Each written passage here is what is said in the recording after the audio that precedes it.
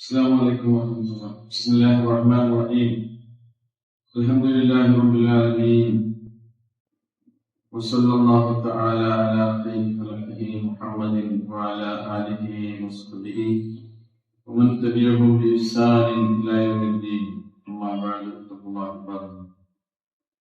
സ്നേഹാദരണീയരായ സഹോദരി സഹോദരന്മാർ, സൂറ മാഇദയിലെ 27-ാമത്തെ ആയത്ത് മുതലാണ് ഇൻഷാ അല്ലാഹ് ഇന്ന് നമ്മൾ പറയുന്നത്. ആദം അലൈഹിസ്സലാത്തു വസ്സലാമിന്റെ രണ്ട് സന്തതികളുടെ ചരിത്രം പറഞ്ഞുകൊണ്ടാണ് ഈ ഭാഗം തുടങ്ങുന്നത്. അഊദു ബില്ലാഹി മിനശ് ശൈത്വാനിർ റജീം. ബിസ്മില്ലാഹിർ റഹ്മാനിർ റഹീം. واتل عليهم نبأ ابني آدم بالحق إذ قربا قربانا فتقبل من أحدهما ولم يتقبل من الآخر قال لأقتلنك قال إنما يتقبل الله من المتقين. അല്ലാഹു സുബ്ഹാനഹു വ തആല നബി തിരുമേനി സ്വല്ലല്ലാഹു അലൈഹി വസല്ലമയോട് പറയുകയാണ്, വത്ലു അലൈഹിം, പ്രവാചകരെ താങ്കൾ അവർക്ക് പാരായണം ചെയ്ത് കേൾപ്പിച്ചു കൊടുക്കുക. നബഅ ഇബ്നൈ ആദം, ആദമിന്റെ രണ്ട് സന്തതികളുടെ വൃത്താന്തം. നബഅ എന്ന് പറഞ്ഞാൽ വിവരം, വൃത്താന്തം. അതും ബിൽ ഹഖ്, യഥാർത്ഥ പ്രകാരം. ഖുർആൻ പറഞ്ഞു തരുന്ന എല്ലാ കാര്യങ്ങളും സത്യസന്ധമായിരിക്കണം, അതേപോലെ തന്നെ യാഥാർത്ഥ്യം മാത്രമായി. ഈ പുരാണ കാലങ്ങളിൽ ഉണ്ടായ പൗരാണികമായ കഥകളും സംഭവങ്ങളൊക്കെ വിശദീകരിക്കുമ്പോൾ കുറെ കാര്യങ്ങളില്ലാത്തതിങ്ങനെ കലർന്നു. ഇത് റസൂൽ കരീം സ്വല്ലല്ലാഹു അലൈഹി വസല്ലമയുടെ കാലത്തുണ്ടായിരുന്ന അഹ്ലി കിതാബുകളിൽപ്പെട്ട ആളുകൾ, യൂത ക്രിസ്ത്യാനികൾ, അവർക്ക് അറിയുന്ന ഒരു സംഭവ ചരിത്രം കൂടിയാണ്. കാരണം എന്താ, അത് ബൈബിളിലുണ്ട്, അതേപോലെ തന്നെ തൗറാത്തിലുണ്ട്, ഇഞ്ചീലിലൊക്കെ ഈ സംഭവങ്ങൾ ശരിയായിട്ടുണ്ട്. ഇതൊക്കെ കൂടുതൽ പൊടിപ്പും തൊങ്ങലൊക്കെ വെച്ച് കൂടിക്കലർന്ന കഥയാണ്. റസൂലിനോട് പറയുന്നത് പോലെ തക്കായിട്ട് ഈ കാര്യം അവർക്ക് പറഞ്ഞു കൊടുക്കുന്നുണ്ട്. കാരണം ഖുർആന്റെ എല്ലാ വിശദീകരണങ്ങളും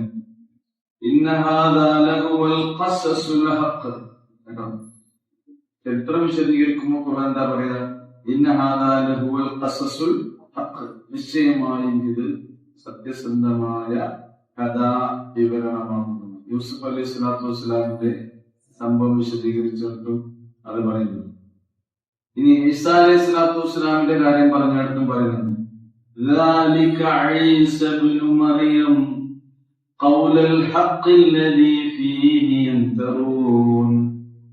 ഈ പറഞ്ഞ കാര്യമാണ് ഈസാ അലൈഹി സ്വലാത്തു വസ്സലാമിനെ കുറിച്ച് ഖുർആനിന് പറയാനുണ്ട്, അള്ളാഹുവിന് പറയാനുണ്ട്. എന്നാൽ ഈ കാര്യത്തെ കുറിച്ച് ഈ ആളുകളെല്ലാം തന്നെ സംശയത്തിലാണ്. അപ്പൊ യാതൊരു സംശയത്തിനും അവകാശമില്ലാത്ത വിധം വളരെ സുവ്യക്തമായി സത്യസന്ധമായി അല്ലാഹു സുബ്ഹാനഹു വ തആല നമുക്ക് ഈ കാര്യങ്ങൾ പറഞ്ഞു കൊടുക്കുന്നു. അസ്ഹാബുൽ കഹ്ഫിന്റെ കഥ പറഞ്ഞിടത്തും പറയുന്നുണ്ടല്ലോ, നഹ്നു നഖുസ്സു അലൈക നബഅഹും ബിൽ ഹഖ് ഇന്നഹും ഫിത്യത്തുൻ ആമനൂ ബിറബ്ബിഹിം വസിദ്നാഹും ഹുദാ. അസ്ഹാബുൽ കഹ്ഫ് പറയുന്നു, നഹ്നു നഖുസ്സു അലൈക നബഅഹും ബിൽ ഹഖ്, അവരുടെ വൃത്താന്തങ്ങൾ സത്യസന്ധമായി നാം നിങ്ങൾക്ക് ഇതാ വിശദീകരിച്ചു തരുന്നു. അവർ അല്ലാഹുവിൽ വിശ്വസിച്ച ഒരു കൂട്ടം ചെറുപ്പക്കാരായിരുന്നു. അപ്പൊ അതേപോലെ തന്നെ ഇവിടെ ആദം അലൈഹി സ്വലാത്തു വസ്സലാമിന്റെ രണ്ട് മക്കൾ എന്ന് പറഞ്ഞാൽ മനുഷ്യന്റെ ചരിത്രം തുടങ്ങാണ്. ഇത് ആദ്യത്തെ രണ്ട് മക്കളായിരുന്നു എന്നാണ് പറയുന്നത്. ആദ്യത്തെ 2 മക്കൾക്കിടയിൽ ഒരു സംഭവമാണ് പറയുന്നത്. അപ്പൊ നോക്കൂ നിങ്ങൾ, പിന്നെ നബിന്റെ കാലം വരുമ്പോഴേക്ക് എത്ര മാറ്റങ്ങൾ ഇപ്പോൾ ആ സംഭവ ചരിത്രത്തിൽ ഇങ്ങനെ പറഞ്ഞിട്ടുണ്ടാകും. അതൊക്കെ തന്നെയാണ് ബൈബിളിലും വന്നത്, അതേപോലെ തന്നെ തൗറാത്ത് ഇഞ്ചീലൊക്കെ ഇങ്ങനെ പറഞ്ഞു. അപ്പൊ അവർക്കിടയിൽ ഉണ്ടായിരുന്ന ഈ ധാരണകളൊക്കെ മാറ്റി സത്യസന്ധമായ അതിന്റെ കാര്യങ്ങൾ പറഞ്ഞു കൊടുക്കൂ എന്നാണ് അതുകൊണ്ട് ഉദ്ദേശിക്കുന്നത്. അപ്പൊ നോക്കൂ,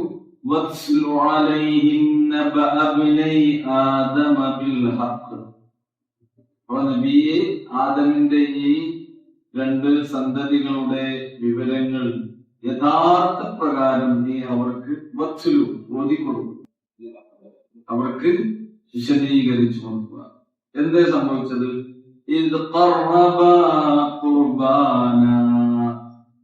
അവർ 2 പേരും ഒരു ബലി സമർപ്പിച്ച സന്ദർഭം. ഖുർബാൻ എന്നതുകൊണ്ട് ഉദ്ദേശിക്കുന്നത് എന്താണ്? ബലി എന്ന്. അപ്പൊ അവർ ഒരു ബലി, ഒരു നേർച്ച നേർന്നു അള്ളാഹുവിന് വേണ്ടി. അത് അള്ളാഹുവിന് വേണ്ടി 2 പേരും സമർപ്പിച്ചു. ഖുർബാൻ ആദ്യകാലങ്ങളിൽ ഉണ്ടായിരുന്ന ഖുർബാൻ, ഇപ്പൊ ജൂതന്മാരുടെ അരികിൽ ഇങ്ങനെ ഈ ബലിയെ കുറിച്ച് പറയുന്നത് 2-3 ഇനത്തിലുള്ള ബലികൾ പറയുന്നു. അതേപോലെ തന്നെ ക്രിസ്ത്യാനികളുടെ അരികിൽ അവരുടെ കുർബാന തന്നെയാണ് അവർ പറയുന്നത്. ഇപ്പോഴും അങ്ങനെ പറഞ്ഞു വരുന്നത് അല്ലെ, കുർബാന എന്നാണ്. ക്രിസ്ത്യാനികളുടെ അരികിലുള്ള കുർബാനമായി അപ്പവും വീഞ്ഞുമായിരിക്കും അവരുടെ കുർബാന. ഖുബ്സ് അപ്പം, ഖംർ അവിടെ വീഞ്ഞ്, അതായിരിക്കും അവരുടെ കുർബാന എന്നിട്ട് അവർ വിശ്വസിക്കുന്നത് എന്താണ്? അവർ സമർപ്പിക്കുന്ന ഈ കുർബാന, ഈ അപ്പവും വീഞ്ഞും ആർക്ക് വേണ്ടി സമർപ്പിക്കാണ്? ദൈവത്തിന് വേണ്ടി സമർപ്പിക്കണം. ആരുടെ മുമ്പിൽ? ഈസാ അലൈഹി ഇസ്ലാമാണല്ലോ അവരുടെ മുന്നിലപ്പുള്ളത്. അങ്ങനെ ഈ അപ്പം ഈസാ നബി അലൈഹി ഇസ്ലാമിയുടെ ശരീരമായി മാറും. അതേപോലെ തന്നെ വീഞ്ഞ് ഈസാ അലൈഹി ഇസ്ലാമിയുടെ ശരീരത്തിലെ ബ്ലഡായി മാറും. അങ്ങനെയാണ് അവരുടെ കുർബാനയോട് അവരുടെ വിശ്വാസം. അങ്ങനെ ഓരോ സമൂഹത്തിനും ഓരോരോ ആചാരങ്ങളുണ്ട്. അതേപോലെ അന്ന് ഉണ്ടായിരുന്ന ഒരു അന്ധവിശ്വാസത്തെ കുറിച്ച് ഇബ്നു അബ്ബാസ് റളിയല്ലാഹു അൻഹു ഉദ്ധരിക്കുന്നുണ്ട്, ഇബ്നു ഉമർ റളിയല്ലാഹു അൻഹു ഒക്കെ ഉദ്ധരിക്കുന്നുണ്ട്. ഈ 2 മക്കൾ, ഇത് ഖുർആൻ പറഞ്ഞല്ല, ഇപ്പൊ നിലവിലുള്ള ഈ പറഞ്ഞ ബൈബിളിലും അതേപോലുള്ള കഥകളിലുള്ള കാര്യം, ആദം അലൈഹി ഇസ്ലാമിന്റെ ഈ 2 മക്കളിൽ ഒരാള് നല്ല കർഷകനായിരുന്നു, സ്വാഹിബ് ഹർത്തിൻ വസറഇൻ, മൂത്ത ആളാണ്. അപ്പൊ അയാൾ എന്ത് ചെയ്ത്? കുർബാനയ്ക്ക് വേണ്ടി സമർപ്പിച്ചെന്താണോ അയാളുടെ കാർഷിക വിഭവങ്ങളിലെ മോശമായതാണ് എന്ത് ചെയ്തത്? കുർബാനയ്ക്ക് വേണ്ടി. 2ാമത്തെ ആളാണെങ്കിലോ അയാൾ നല്ല ആടുമാടുകളെ വളർത്തിയിരുന്ന ഒരു ഇടയനായിരുന്നു.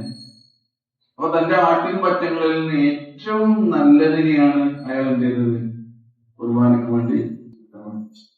അപ്പൊ അവരിലുള്ള വിശ്വാസം എന്താണെന്ന് ചോദിച്ചാൽ, ഈ കുർബാന സ്വീകരിക്കപ്പെടുന്ന, അങ്ങനെ കുർബാനൽ മഖ്ബൂൽ, ഈ ബലി സ്വീകരിക്കപ്പെടുന്നതിന്റെ അടയാളം എന്താണെന്നോ, തജീബുന്നാറു മിനസ്സമാ, ആകാശത്തിൽ നിന്ന് ഒരു തീ ഇറങ്ങി വന്നുകൊണ്ട് അത് തിന്നുകയാണ്.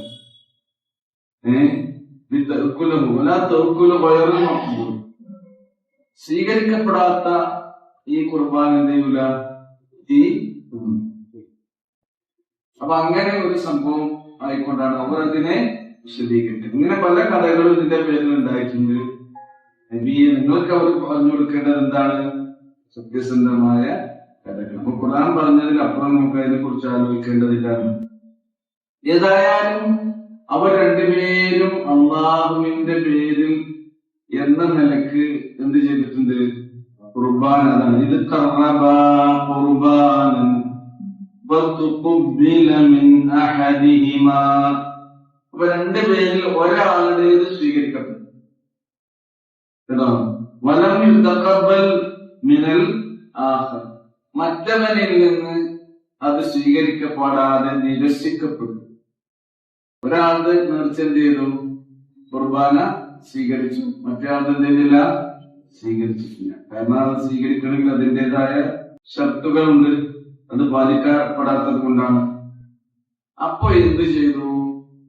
ഈ ഈ സ്വീകരിക്കപ്പെട്ട വ്യക്തിയോട് സ്വീകരിക്കപ്പെടാത്ത ആ വ്യക്തിക്ക് അസൂയയില്ല. എവിടുന്നാണ് അസൂയ തുടങ്ങുന്നത്?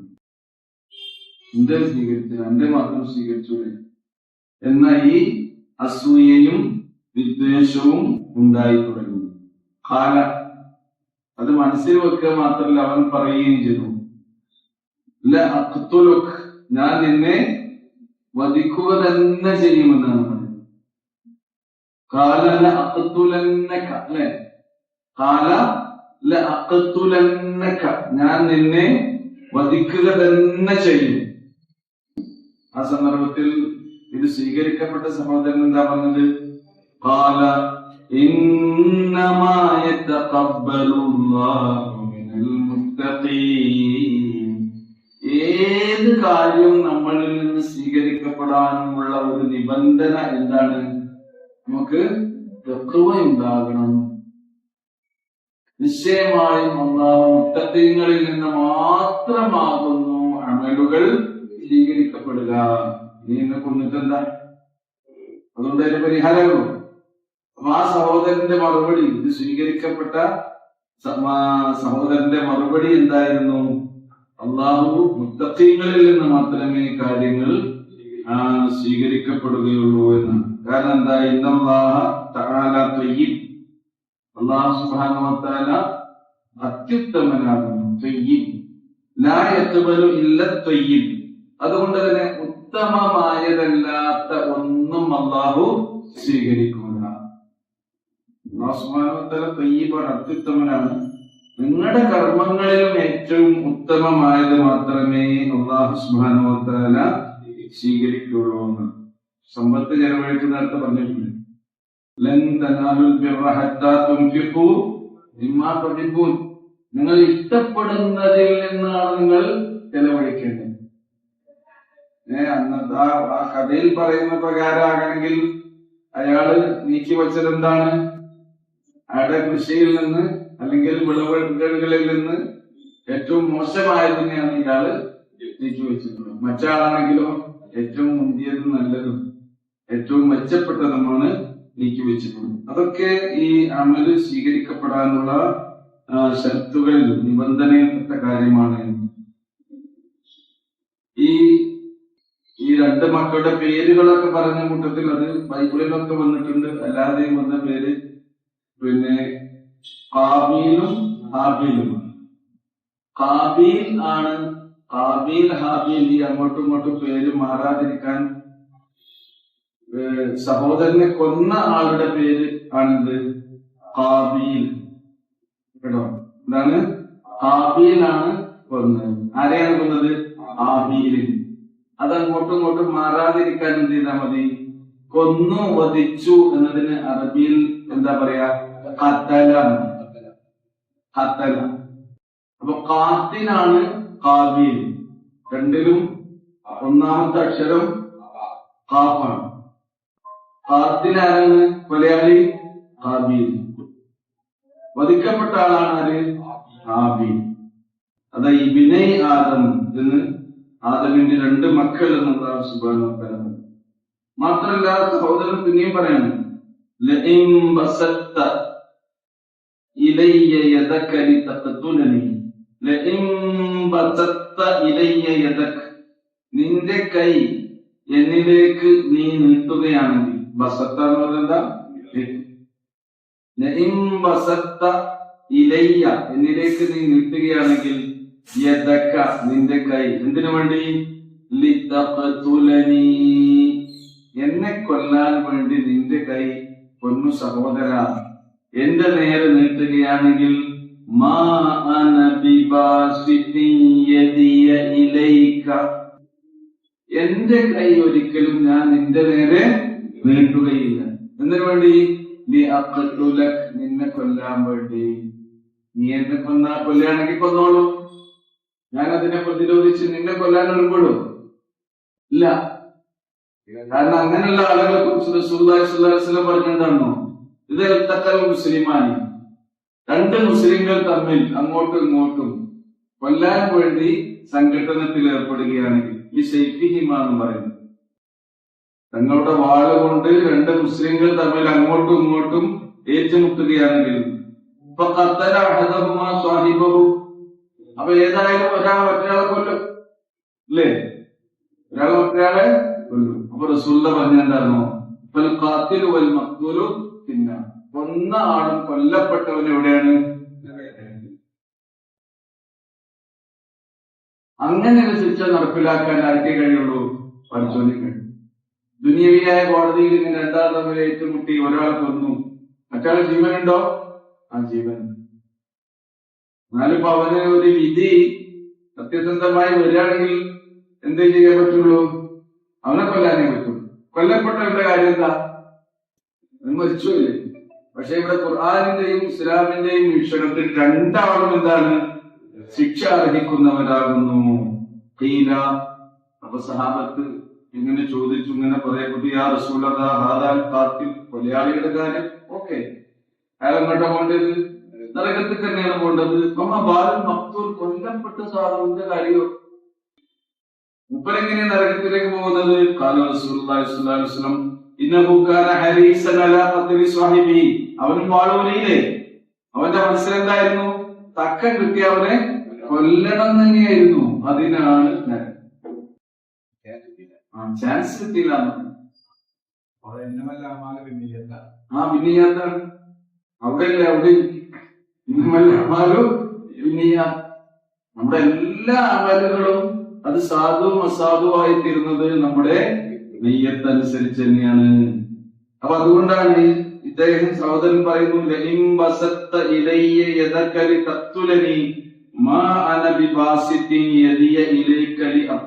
ഞാൻ ഒരിക്കലും നിന്റെ നേരെ നിന്നെ കൊല്ലാൻ നിന്റെ കൈ നീട്ടൂല എന്ന് പറഞ്ഞാൽ അദ്ദേഹത്തിന്റെ മനസ്സ് ശുദ്ധമാണ്. ആ മനഃശുദ്ധി കൊണ്ട് തന്നെയാണ് അദ്ദേഹത്തിന്റെ ഈ ഖുർബാൻ അല്ലാഹു സുബ്ഹാനഹു വ തആല സ്വീകരിച്ചത്.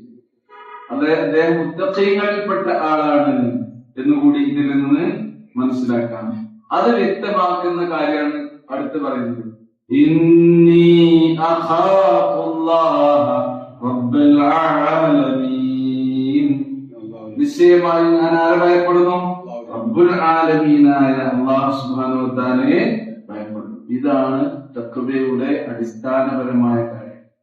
അല്ലാഹുവിനെ കുറിച്ചുള്ള പേടി നമ്മുടെ മനോമുഖരങ്ങളിൽ ദൃഢമായി നിൽക്കുക എല്ലാ സമയത്തും എന്നുള്ളതാണ്. ഇങ്ങനെയാവുമ്പോൾ നമ്മൾ അനീതിക്ക് വിധേയരായി ഒരിക്കലും അതിക്രമങ്ങൾ പ്രവർത്തിക്കാൻ ഒരുമ്പെടുകയില്ല.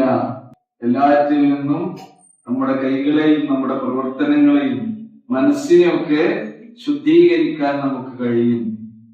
മാത്രമല്ല സഹോദരൻ പറയുന്നത് നോക്കൂ, ഇന്നി ഉരീദു അൻ തബൂഅ ബിഇസ്മി വ ഇസ്മക. അല്ലേ? ആ പകല്ലേ നീ ഇന്നി ഉരീദു, നിശ്ചയമായും ഞാൻ ലക്ഷ്യം വെക്കുന്നത്, ഞാൻ ഉദ്ദേശിക്കുന്നത് എന്താണെന്നോ, അൻ തബൂഅ ബിഇസ്മി വ ഇസ്മിക, എന്റെ ഈ പാപവും, ബിഇസ്മി വ ഇസ്മിക, എന്റെ പാപം എന്ന് പറഞ്ഞാൽ എന്നെ നീ കൊന്ന പാപം കേട്ടോ. എന്നെ നീ കൊല്ലുന്നത് മുഖേന എന്തുണ്ടായിത്തീരുന്നുണ്ട്? നിനക്ക് നീ പാപിയായിത്തീരുന്നു. അത് മുഖേന നീ നേടിയെടുത്ത നിന്റെ പാപവും എന്ന് പറഞ്ഞാൽ നിന്റെ ജീവിതത്തിൽ ഉണ്ടായിട്ടുള്ള മറ്റെല്ലാ പാപങ്ങളും എന്ന് അതുകൊണ്ട് ഉദ്ദേശിക്കുന്നു എന്നതാണ്. അതിൽ നിന്നെല്ലാം തന്നെ നീ അത് ഏറ്റെടുക്കണം എന്നതാണ് അതുകൊണ്ട് ഞാൻ ഉദ്ദേശിക്കുന്നത്. എന്നാണ് ഇവിടെ പറയുന്ന പ്രയോഗം, അറബിയിൽ പ്രയോഗിച്ചത്. ഇന്നീ ഉരീദു അൻ തബൂഅ. എന്ന് പറഞ്ഞാൽ മടങ്ങി എന്നർത്ഥം കേട്ടോ. എന്ന് പറഞ്ഞാൽ മടങ്ങി എന്നർത്ഥം. അതേപോലെ തന്നെ കുറ്റം ഏറ്റെടുത്തു എന്നർത്ഥം, സമ്മതിച്ചു, അംഗീകരിച്ചു എന്നർത്ഥമൊക്കെ ഈ പദത്തിനുണ്ട്. എന്തിനുണ്ട്? എന്ന പദത്തിനുണ്ട്. നമ്മൾ പ്രാർത്ഥിക്കുന്ന നമ്മുടെ ഈ സയ്യിദുൽ ഇസ്തിഗ്ഫാർ അല്ലേ, അല്ലാഹുമ്മ, അതൊന്ന് സയ്യിദുൽ ഇസ്തിഗ്ഫാർ എന്ന് ചൊല്ലി, അല്ലാഹുമ്മ അൻത റബ്ബി ലാ ഇലാഹ ഇല്ലാ അൻത ഖലഖതനി വ അന അബ്ദുക വഅന അലാ അഹദിക വവഅദിക മസ്തതഅതു. അവിടെ പിന്നെന്താ പറയുന്നത്? അബൂഉ ലക ബിനിഅമതിക അലയ്യ. അബൂഉ ലക, നിന്നോട് ഞാൻ സമ്മതിക്കുന്നു, നിനക്ക് ഞാൻ അംഗീകരിച്ചു തരുന്നു. ബിനിഅമതിക അലയ്യ, നീ എന്റെ മേൽ ചെയ്തു തന്ന അനുഗ്രഹങ്ങളെ റബ്ബേ ഞാനിതാ സമ്മതിക്കുന്നു, അംഗീകരിക്കുന്നു. വഅബൂഉ ബിദംബി, ഞാൻ ചെയ്തിട്ടുള്ള എന്റെ തെറ്റിനെയും പാപത്തെയും റബ്ബേ ഞാൻ സമ്മതിക്കുന്നു, അംഗീകരിക്കുന്നു. അപ്പൊ അർത്ഥം ആകാം ഇവിടെ ഇന്നി ഉരീദു അൻ തബൂഅ ബിഇസ്മി വഇസ്മക്, നിന്റെ പാപവും എന്റെ പാപവും നീ സമ്മതിക്കണം എന്നുകൂടിയാണ് ഞാൻ ഇതുകൊണ്ട് ഉദ്ദേശിക്കുന്നത് കേട്ടോ. അല്ലെങ്കിൽ നീ അള്ളാഹുവിലേക്ക് അത് മുഖേന മടങ്ങണം എന്നുകൂടിയാണ് ഞാൻ ഉദ്ദേശിച്ചത്. അപ്പൊ ഈ രണ്ട് കുറ്റവും നീ ഏറ്റെടുക്കണം, അത് നീ സമ്മതിക്കണം, നീ അംഗീകരിക്കണം. ഫതകൂന, അപ്പോൾ നീ അങ്ങനെ അത് മുഖേന ആയിത്തീരും മിൻ അസ്ഹാബിന്നാർ, നീ നരകാവകാശികളിൽപ്പെട്ടവനായിത്തീരും. അങ്ങനെ പാപങ്ങൾ ചെയ്യുന്ന ആളുകൾക്കുള്ളതാകുന്നു എന്ത്? വദാലിക ജസാഉൽ ളാലിമീൻ, അപ്രകാരമാകുന്നു അക്രമകാരികളായ ആളുകൾക്ക് അല്ലാഹു സുബ്ഹാനഹു വ തആല നൽകുന്ന പ്രതിഫലം എന്നാണ് ഇവിടെ അല്ലാഹു സുബ്ഹാനഹു വ തആല പറയുന്നത്. അപ്പൊ ഇങ്ങനെ ജസാഉൽ ളാലിമീൻ ഏറ്റവും വലിയ ദുൽമാണ് അവർ ചെയ്യുന്നത്. റസൂൽ കരീം സ്വല്ലല്ലാഹു അലൈഹി വസല്ലം പറഞ്ഞിട്ടുണ്ട്, ചില പാപങ്ങളൊക്കെ ചെയ്യുമ്പോൾ മനുഷ്യന് അതിന്റെ ശിക്ഷ പരലോകത്തേക്ക് മാത്രം പെട്ടെന്ന് നീക്കി വെക്കും. ചിലത് എവിടെ തന്നെ കൊടുക്കും, ദുനിയാവും തന്നെ കൊടുക്കും. അതിൽപ്പെട്ട രണ്ട് കാര്യങ്ങൾ പ്രവാചകൻ വിശദീകരിച്ചിട്ടുണ്ട്. മാ മിൻ ദംബിൻ അജ്ദറു അൻ യുഅജ്ജല അല്ലാഹു ഉഖൂബതഹു ഫിദ് ദുനിയ മഅ മാ യദ്ഖിറു ലിസാഹിബിഹി ഫിൽ ആഖിറ, ആഖിറത്തിൽ പരലോകത്തിലേക്ക് അല്ലാഹു ചെയ്യുന്ന തെറ്റിന്റെ ശിക്ഷ സൂക്ഷിച്ചു വെക്കുമെന്ന പോലെ തന്നെ ചില ശിക്ഷകളൊക്കെ ദുനിയാവിൽ നിന്ന് തന്നെ പെട്ടെന്ന് അല്ലാഹു നടപ്പിലാക്കും, നൽകുകയും ചെയ്യും. ആ പാപങ്ങളിൽപ്പെട്ടതാണ് മിനൽ ബഗി വ ഖതിഅത്തുർ റഹം. രണ്ട് പാപമാണ് പറയുന്നത്. ഒന്ന് ബഗിയാണ്, അതിക്രമം. മനുഷ്യനെ കയ്യേറ്റം ചെയ്ത് അതിക്രമിച്ച് വധിക്കുക, അതേപോലുള്ള കാര്യങ്ങളൊക്കെ, സ്വത്ത് കവർന്നെടുക്കുക, അതൊക്കെ അതിൽപ്പെടുന്നു. അപ്പൊ ഖതിഅത്തുർ റഹം, പിന്നെന്താണ്? കുടുംബ ബന്ധം മുറിച്ചു കളയാന്ന്. ഇവിടെ നോക്കൂ, ഖാബീലിനെ സംബന്ധിച്ചിടത്തോളം ഈ രണ്ടും ഉണ്ടായിരുന്നു അല്ലെ. ബഗിയാണ് അവൻ ചെയ്തത്, അതിക്രമം ചെയ്തു, അവനെ സ്വന്തം സഹോദരനെ വധിച്ചു കളഞ്ഞു. ഖതിഅത്തുർ റഹ്മാണ്, കുടുംബബന്ധം ചെറുക്കലാണോ, സഹോദരനെ കൊല്ലുന്നത് അല്ല. ആ രണ്ട് കുറ്റവും ഇദ്ദേഹത്തിന്റെ പേരിൽ ഉണ്ടായിത്തീർന്നു എന്നുള്ളത്. ഫതകൂന മിൻ അസ്ഹാബിൻ നാർ വദാലിക ജസാഉൽ ളാലിമീൻ എന്നാണ് അല്ലാഹു സുബ്ഹാനഹു വ തആല ഈ സംഭവത്തിന്റെ അവസാനമായി ഇട്ടത്. അപ്പോ കൊല്ലപ്പെട്ട വ്യക്തിയുടെ അദ്ദേഹത്തിന്റെ ഭക്തിയും അതേപോലെ തന്റെ സഹോദരൻ തന്റെ നേരെ ഇങ്ങനെ ഒരു പ്രവർത്തനം ചെയ്തു എന്നതിലുള്ള മനോദുഃഖവുമാണ് അദ്ദേഹം ഈ പ്രസ്താവനകളിലൂടെയൊക്കെ പ്രകടിപ്പിക്കുന്നത്. പക്ഷെ എന്ത് ചെയ്തില്ല? നിനക്ക് നീ നരകത്തിൽ പെട്ടുപോകും, നീ പാപിയായി തീരുമെന്നൊക്കെ ഓർമ്മപ്പെടുത്തിയിട്ടും അതിൽ നിന്ന് പിന്തിരിഞ്ഞോ? ഇല്ല. ഇത് നടക്കുന്ന സംഭവമാണ് ഞാൻ പറയുന്നത്. പിന്നെന്താ നോക്കൂ, فطوعت له نفسه قتل أخيه فقتله فأصبح من الخاسرين. فطوعت له نفسه, അപ്പോ തന്റെ മനസ്സ് തവ്വ, അതാഅ എന്ന് പറഞ്ഞാൽ അനുസരിച്ചു. താഅ, അതാഅ, തവ്വ എന്ന് പറഞ്ഞാൽ അതിന്റെ ഫഅല വസനാണ്. തന്റെ അവന്റെ മനസ്സ് വഴങ്ങിക്കൊടുത്തു എന്ന് പറയുന്നു. തവ്വ എന്ന് പറഞ്ഞാൽ ഫതവ്വഅത് ലഹു, അവന് വഴങ്ങിക്കൊടുത്തു. എന്ത്?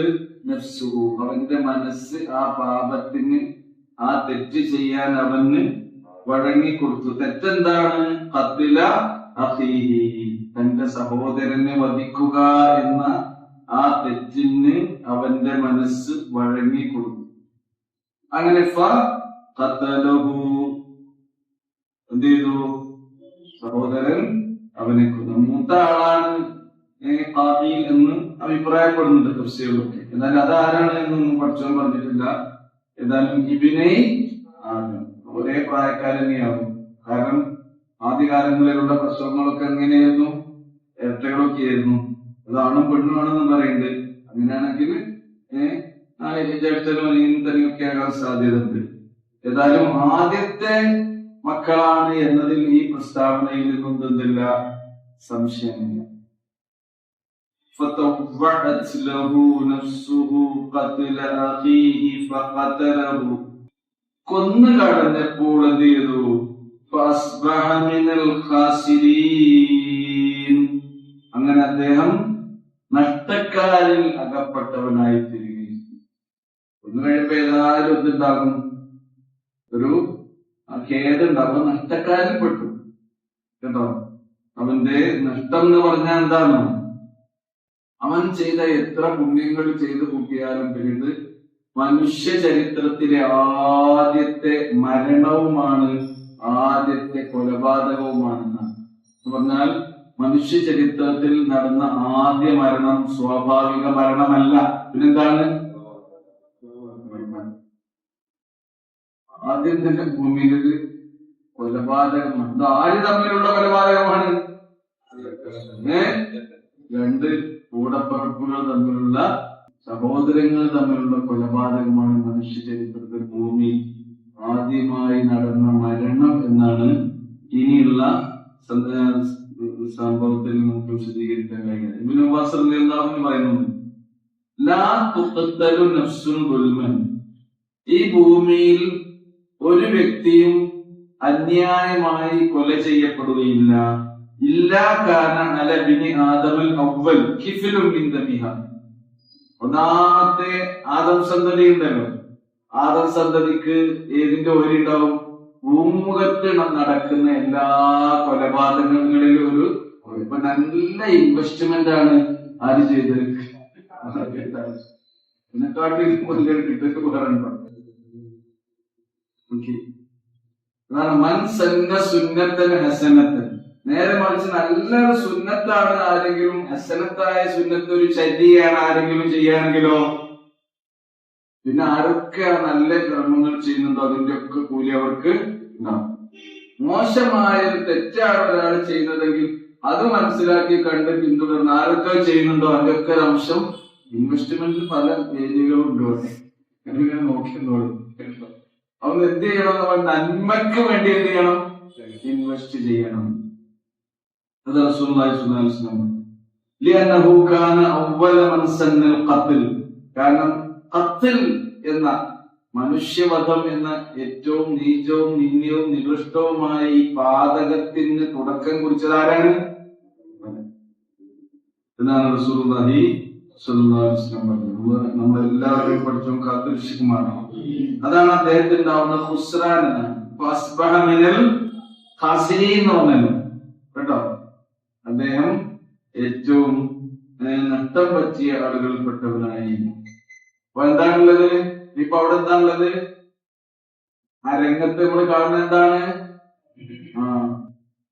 ഈ കൊല്ലപ്പെട്ട സഹോദരന്റെ മൃതദേഹം, പിന്നെയോ കൊലയാളിയായ സഹോദരൻ. ആർക്ക് എന്താ ചെയ്യേണ്ടത് അറിയില്ല. അതിന്റെ മുമ്പ് ഒരു മയ്യിത്ത് നിസ്കാരത്തിലോ അല്ലെങ്കിൽ എന്തെങ്കിലും മരണാനന്തര ശേഷക്രിയകളിലോ ഒക്കെ പങ്കെടുത്താലല്ലേ എന്തെങ്കിലും ചെയ്യാൻ അറിയുള്ളൂ. എന്താ ചെയ്യേണ്ടി? എന്താ ചെയ്യേണ്ടി? മരണം നടന്നിട്ടില്ല, അടുത്ത മരണം മുപ്പതെന്നെ കൊന്നിട്ടുണ്ടാക്കിയതാണ്. എന്താ ചെയ്യേണ്ടത്? അന്തം വിട്ടു നിന്ന അയാളുടെ നേരെ അല്ലാഹു സുബ്ഹാനഹു വ തആല ഒരു കാക്കയെ അയച്ചു. അപ്പൊ നമ്മളെ ഉസ്താദാണ് ആര്? നമ്മളെ കണ്ടപ്പറമ്പിൽ കുഴിച്ചിട്ട് പാടുന്നില്ലേ? ആ സംഗതി നമ്മളെ പഠിപ്പിച്ചത് ആരാണ്? കാക്കയാണ്. ആ നിരീക്ഷണങ്ങളിലൂടെ മനുഷ്യൻ കാര്യങ്ങൾ ഗ്രഹിക്കുന്നു എന്നതിനുള്ള ഒരു തെളിവും കൂടിയാണ്. നമ്മൾ കേട്ട് പഠിക്കുന്നു, എഴുതി വായിച്ചും പഠിച്ചും പഠിപ്പിക്കുന്നു, അതിന് അനുഭവങ്ങളിലൂടെ പഠിക്കുന്നു. കാര്യങ്ങൾ നിരീക്ഷിച്ചുകൊണ്ട് നമ്മൾ എന്ത് ചെയ്യുന്നു? പഠിക്കുന്നു. പല നിലക്ക് മനുഷ്യൻ പഠിക്കുന്നു. നിരീക്ഷണ പഠനം.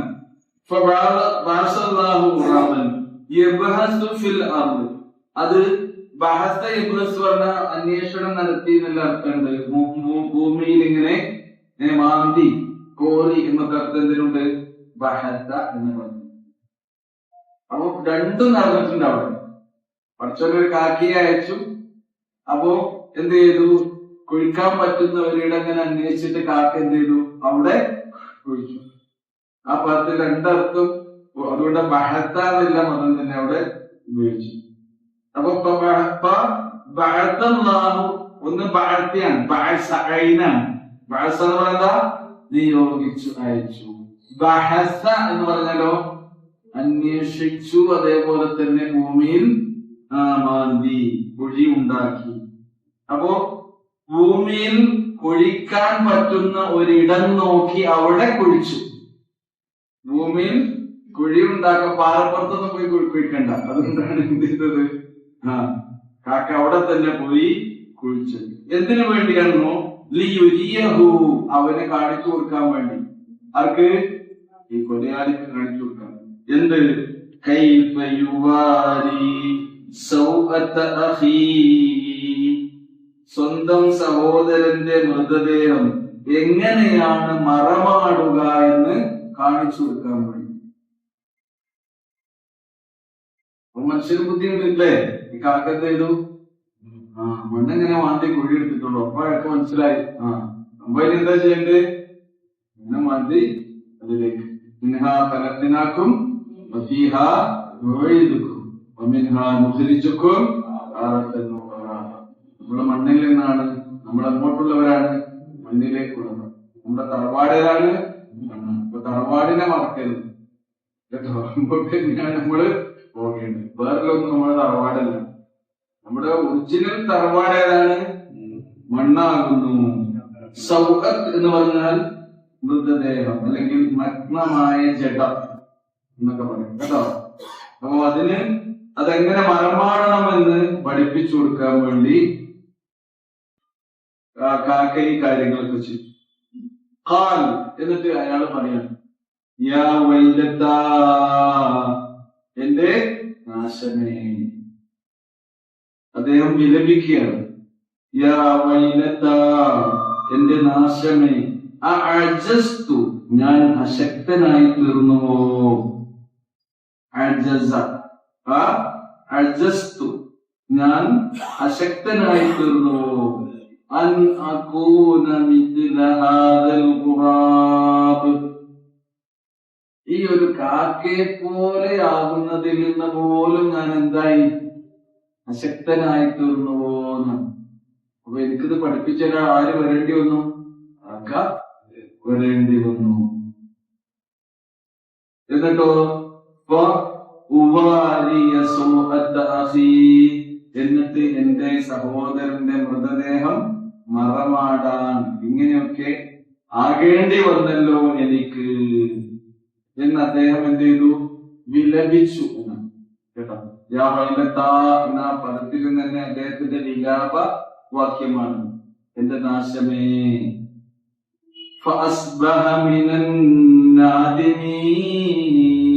അങ്ങനെ അയാൾക്ക് ഇപ്പൊ എന്ത് വന്നു? ഇപ്പോഴാണ്, നേരത്തെ ഖാസിരി എന്ന് പറഞ്ഞു. അയാൾ ആ പ്രവൃത്തിയിലൂടെ അദ്ദേഹത്തിന് വലിയ നഷ്ടമാണ് ജീവിതത്തിൽ ഉണ്ടാകുന്നത്. അദ്ദേഹം ഖേദിക്കുന്നവരിൽ പെട്ടുപോയി. ഖേദിച്ചാൽ പഠിച്ചോൻ എന്ത് ചെയ്തോളും? അല്ലെ, ഏത് തെറ്റിലെന്നും ഖേദിച്ച് മടങ്ങിയാൽ പഠിച്ചോൻ അപാപങ്ങൾ പുറത്തുകൊള്ളും. അങ്ങനെ അദ്ദേഹം ഖേദിക്കുന്നവരിൽ പെട്ടുപോയി എന്ന്.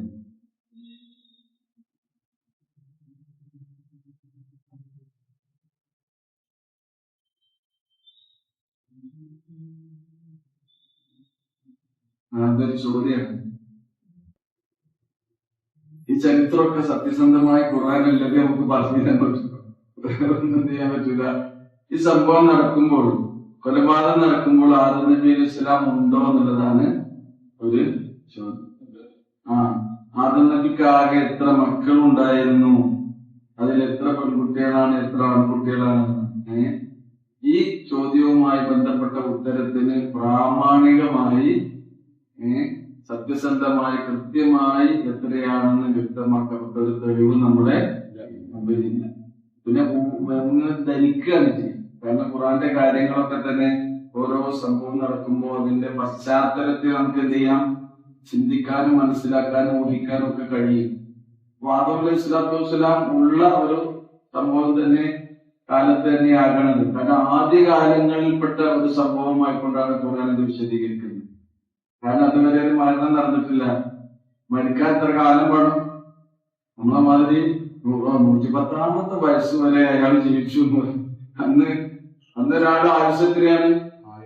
അതൊക്കെ കഴിഞ്ഞിട്ട് അവസാനം നൂഹ് നബി അലൈഹി സ്വലാം തന്നെ എത്ര കാലം ജീവിച്ചു എന്ന് ഖുർആൻ പറയുന്നു. അതേ പറയാനുള്ളൂ കേട്ടോ. എത്രയാണ്? അൽഫസന ഇല്ല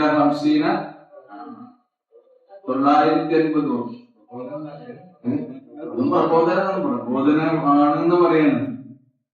ജീവിതകാലമാണോ അതിന്റെ പ്രബോധനകാലമാണെന്നുള്ള ഇതേപോലെ നബി പറയണ്ടേ? നമുക്കൊരു തെളിവായിട്ടുണ്ടെങ്കിൽ അങ്ങനെ പറഞ്ഞു. അപ്പൊ അന്നത്തെ ഒരാളുടെ ശരാശരി ആയുസ് നമുക്ക് കണക്കാക്കാം. എത്ര? 1000 കൊല്ലം. അപ്പൊ എത്ര നൂറ്റാണ്ട്? 10 നൂറ്റാണ്ടാണ് ഒരാളുടെ ആയുസ്.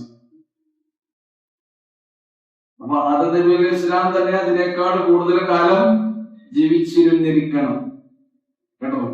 അപ്പൊ ഇതൊന്ന് പഠിപ്പിച്ചു കൊടുക്കാൻ വേണ്ടിയാണ് കൊലപാതകം നടന്നതെന്നൊന്നും പറയണ്ട.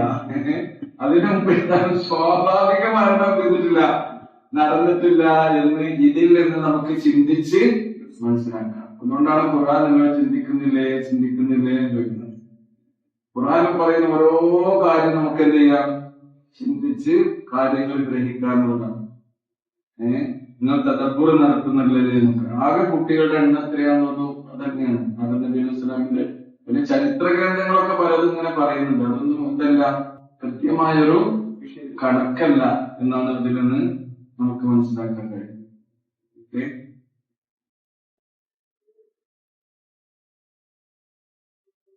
ചോദ്യം ഇവിടെ നോട്ടെ. ചോദ്യങ്ങൾ കാണുന്നുണ്ടെങ്കിൽ കുറിച്ച് കൊടുക്കാം.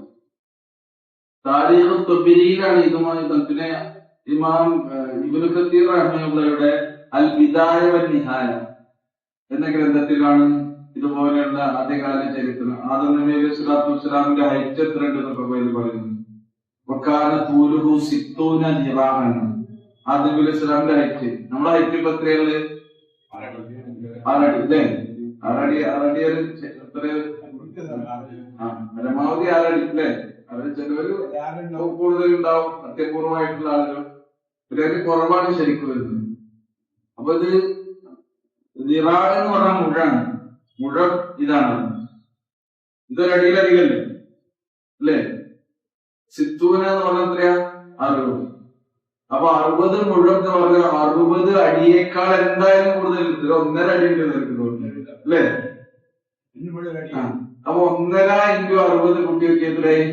90 അല്ലേ? 90 അടിയല്ലേ? 90 അടി. നമുക്ക് കബർ കുഴിക്കാൻ എത്രയാണ്? 6 അടി.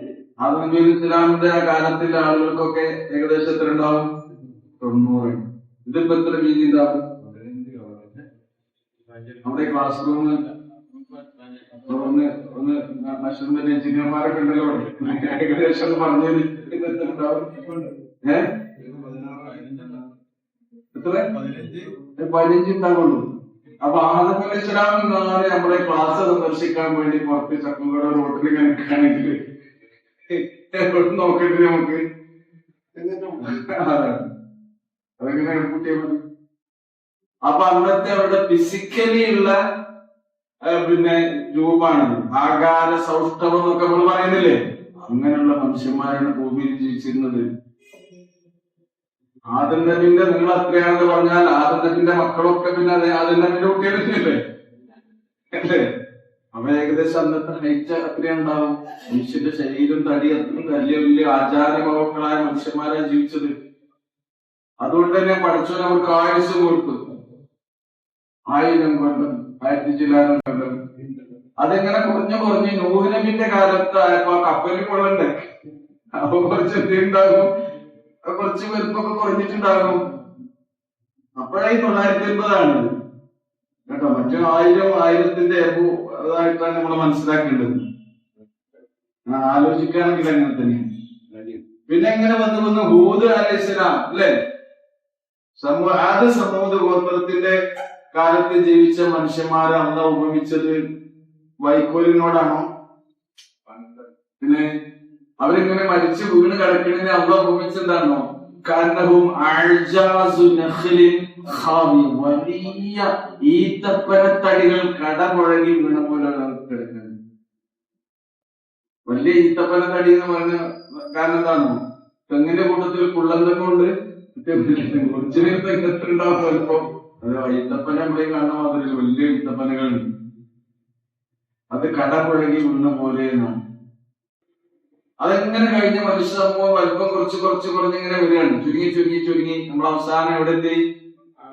മുഹമ്മദ് നബി സല്ലല്ലാഹു അലൈഹി വസല്ലമയുടെ ഉമ്മത്തിലെത്തിയപ്പോഴായി എവിടുന്നാ വരുന്നതെന്നോ? 90 അടിയിൽ നിന്ന് 6 അടിയിലേക്ക് നമ്മൾ. അപ്പൊ നബിന്റെ മുമ്പ് നടന്നൊരു സംഭവമാണ് ആ കഅബ പൊളിക്കാൻ വന്നപ്പോ അബ്രഹത്തിന്റെ അല്ലേ ആനപ്പടക്കം വന്നില്ലേ? അതാണ് അവസാനത്തെ ശിക്ഷ പഠിച്ചു കൊടുത്തു. അവര് വീണ് കിടക്കുന്നതിനെ കുറിച്ച്, ആ മനുഷ്യന്മാരെ കുറിച്ച് അള്ളാഹ് ഈത്തപ്പന എന്ന് പറഞ്ഞ് പിന്നെ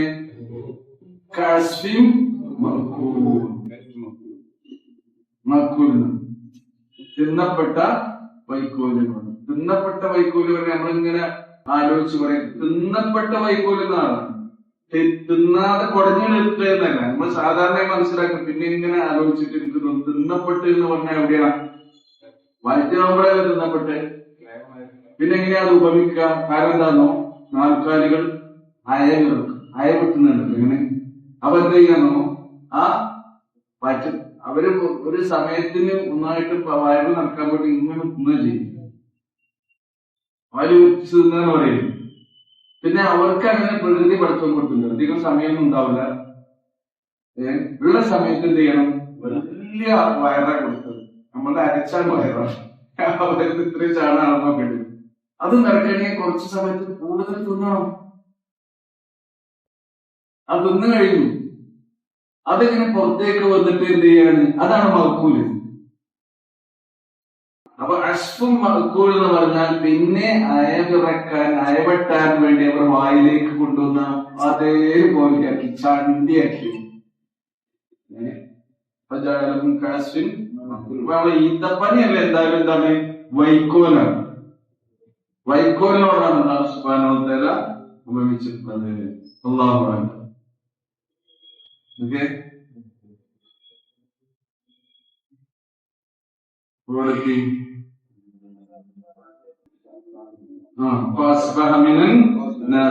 അങ്ങനെ അദ്ദേഹം ഈ ചെയ്ത തെറ്റിൽ ഖേദിച്ചു മടങ്ങുന്നവരുടെ കൂട്ടത്തിൽ ഉൾപ്പെട്ടു.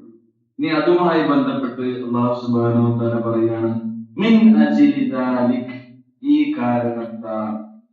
ഈ കാരണം പറഞ്ഞാൽ ഇങ്ങനെ സംഭവിച്ചുകൊണ്ട് എന്നുള്ളത് മനുഷ്യന്റെ ജീവിതത്തിൽ ഇതേപോലെയുള്ള കൊലപാതകങ്ങളായും സ്വാഭാവിക മരണങ്ങളായും ഒക്കെ എന്ത് ചെയ്യുന്നുണ്ട്? നടക്കുന്നുണ്ട്. സ്വാഭാവിക മരണം എന്നുള്ള അള്ളാഹ് നിശ്ചയിച്ച നമ്മുടെ ജീവിതത്തിലെ എന്താണ്? അവന്റെ നിയമങ്ങളാണ്. പ്രകൃതിയിൽ നടക്കേണ്ട നിയമമാണ്. ഇവിടെ ജനിക്കണം, മരിക്കണം എന്നും പ്രകൃതിക്ക് വളർച്ചയുണ്ടാകണം, വികാസം ഉണ്ടാകണം എന്നൊക്കെ അള്ളാഹ് ഈ പ്രകൃതി നിശ്ചയിച്ച നിയമങ്ങളാണ്. അപ്പൊ നമ്മളെപ്പം മരിക്കണം എന്ന് നിശ്ചയിച്ച സമയത്തിന്റെയും നമുക്ക് കുട്ടികൾ ജനിക്കണം എന്ന് അള്ളാഹ് നിശ്ചയിച്ച സമയത്ത് ജനന മരണങ്ങളും ആരുടെ കയ്യിലാണ്? ജീവിപ്പിക്കുകയും മരിപ്പിക്കുകയും ചെയ്യുന്നവരാരാണ്? അല്ലാഹു സുബ്ഹാനഹു വ തആല. ഇങ്ങനെയൊക്കെയുള്ള കാരണങ്ങളാണ് കതബ്നാ അലാ ബനി ഇസ്രായീൽ, ബനി ഇസ്രായേല്യരുടെ മേൽ നാം നിയമമാക്കിയിട്ടുണ്ട്.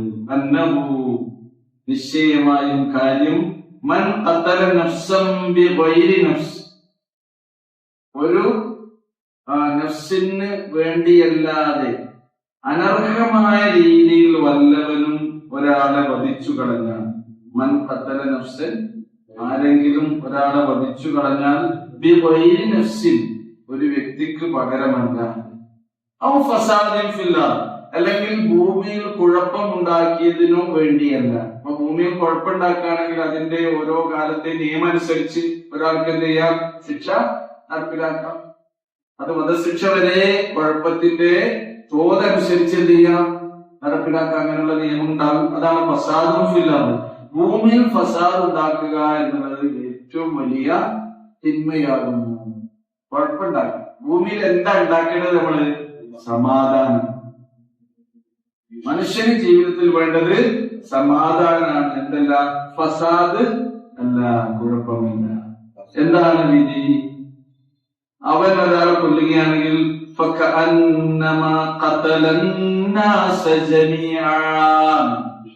അവൻ എല്ലാ മനുഷ്യരെയും കൊന്നവനെ പോലെയായിരുന്നു. അത്ര വലിയ പാപിയായിരുന്നു.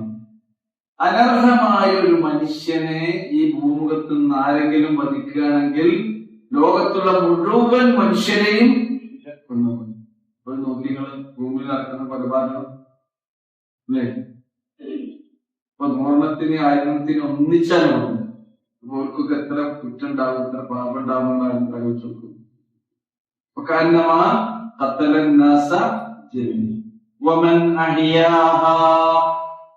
ഇനി വല്ലവനും ആ ഒരു നഫ്സിന് ജീവൻ നൽകിയാൽ, ജീവൻ നൽകാൻ നമുക്ക് കഴിയില്ല, കഴിയോ?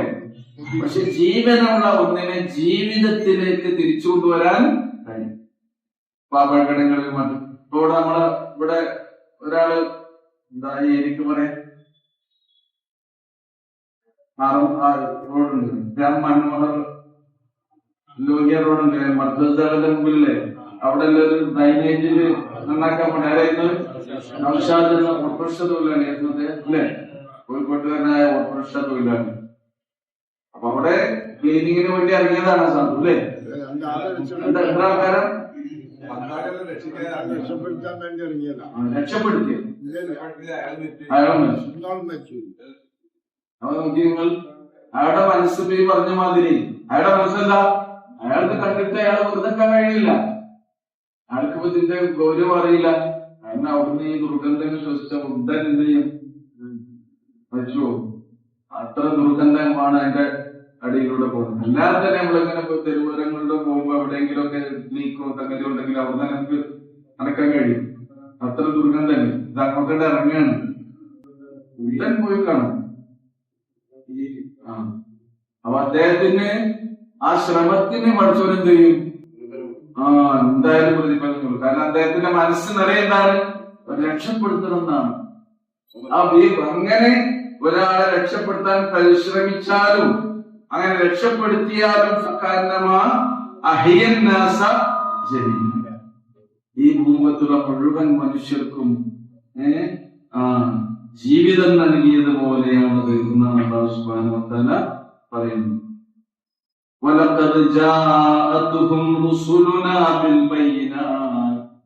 തീർച്ചയായും നമ്മുടെ ദൂതന്മാർ വ്യക്തമായ ദൃഷ്ടാന്തങ്ങൾ കൊണ്ട് നിങ്ങളുടെ അരികിലേക്ക് വന്നിരിക്കുന്നു.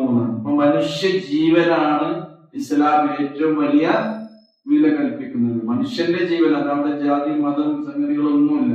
ഒരു മനുഷ്യനാണോ അയാളെ നമ്മൾ എന്ത് ചെയ്യണം? രക്ഷിച്ചു കൊള്ളണം, രക്ഷപ്പെടുത്തിക്കൊള്ളണം. ഈ രക്ഷപ്പെടുത്തുന്നിടത്ത് ആണും പെണ്ണും സംഗതി ഒന്നും നോക്കും വേണ്ട കേട്ടോ. ചില കാര്യങ്ങളിൽ എന്തുണ്ട്, നമുക്ക് അന്യ പുരുഷനെ ഒരു സ്ത്രീക്ക് തൊടാൻ പറ്റുമോ? ഇല്ല. അന്യ സ്ത്രീയെ ഒരു പുരുഷന് തൊടാൻ പറ്റുമോ? ഇല്ല.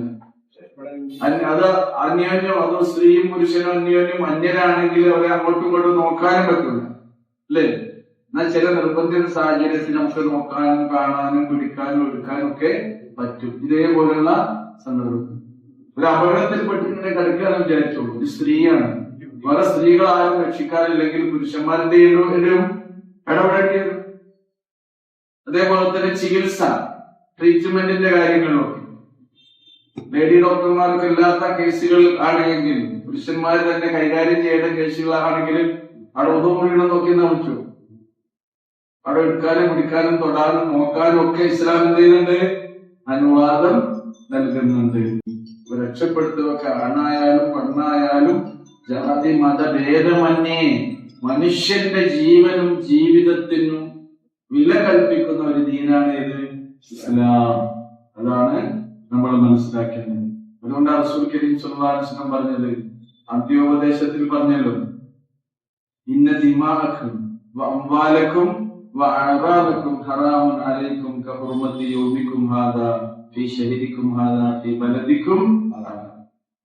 ഈ രാജ്യത്തിന്റെ പവിത്രത പോലെ, ഈ മാസത്തിന്റെ പരിപാവനത പോലെ, ഈ ദിവസത്തിന്റെ വിശുദ്ധി പോലെ. ഏത് ദിവസമാണോ അത്? അറഫാ ദിനത്തിലാണ് നബി പ്രസംഗിക്കുന്നത്. ആ ശ്രേഷ്ഠമായ ദിനം, മാസം, ദുൽഹജ്ജ്, പ്രദേശമോ പരിശുദ്ധമായ അറഫയുടെ ആ പുണ്യഭൂമി. അതുപോലെ നിങ്ങളുടെ ജീവൻ, നിങ്ങളുടെ ബ്ലഡ് എന്നാണ്. ഇന്ന് ദിമാക്കും ബ്ലഡ് എന്നതുകൊണ്ട് ഉദ്ദേശിക്കുന്നത് എന്താണ്? രക്തം ചിന്തരുത് എന്ന് പറഞ്ഞാൽ എന്താ? ഒരിക്കലും മനുഷ്യനെ ഹനിക്കരുത്, മനുഷ്യനെ ഒരിക്കലും നരഹത്യ അത് അരുത് എന്നതാണ്. അത് പവിത്രമാണ്. മനുഷ്യന്റെ ജീവൻ പവിത്രം. ഈ ജീവൻ പോയാലും ഇസ്ലാമിൽ എന്താണ്? ഒരു ഡെഡ് ബോഡി എന്ത് ചെയ്യണം? ആദരിക്കപ്പെടണം. റസൂലുള്ളാഹി സ്വല്ലല്ലാഹു അലൈഹി വസല്ലമയുടെ മുമ്പിലൂടെ ഒരു മയ്യിത്ത് കൊണ്ടുപോയ സുന്ദരം പറഞ്ഞില്ലേ, നബി എഴുന്നേറ്റ് വന്നു. സഹാബിമാര് വിചാരിച്ചു നബിക്കത് ജൂതന്റെന്ന് അറിയാത്തതുകൊണ്ടാണ്. നബി അത് ജൂതന്റേതാണെന്ന് പറഞ്ഞപ്പോ നബി പറഞ്ഞെന്താ? അലൈസത്ത് നഫ്സൻ, അതൊരു മനുഷ്യന്റേതല്ലേ എന്നാണ്. ജൂതന്റെ ഞങ്ങൾ എഴുന്നേറ്റിട്ടുണ്ടല്ലേ, ഏത് മൃതദേഹത്തെയും എന്ത് ചെയ്യണം? ആദരിക്കണം. മൃതദേഹം പോകാണ്ട എഴുന്നേറ്റ് നിന്ന് ആദരിക്കണം. ആ ആദരവ് പഠിപ്പിച്ച മതമാണിത് ഇസ്ലാം. അപ്പൊ നോക്കൂ, അങ്ങനെയുള്ള സന്ദേശങ്ങളാണ്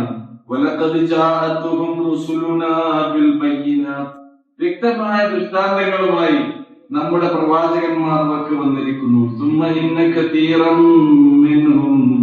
പിന്നെ അവരിൽ അധികം ആളുകളും ഈ ദൃഷ്ടാന്തങ്ങൾ വന്നെത്തിയതിനു ശേഷവും ഫിൽ അർളി, ഈ ഭൂമിയിൽ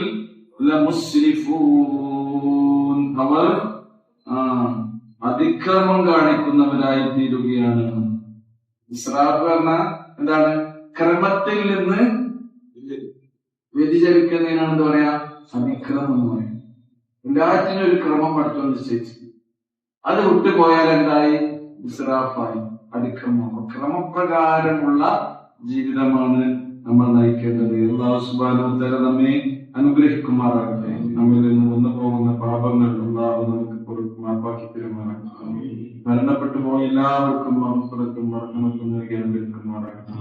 നമ്മുടെ ജീവിതായോധന വൃത്തിക്ക് വേണ്ടി നമ്മൾ ചെയ്യുന്ന നമ്മുടെ എല്ലാ ഏർപ്പാടുകളിലും, കച്ചവടങ്ങളിലും, നമ്മുടെ കൃഷികളിലും, നമ്മുടെ തൊഴിലുകളിലും ഒക്കെ അല്ലാഹു ഖൈറും ബർക്കത്തും നന്മയും പ്രദാനം ചെയ്യുമാറാകട്ടെ.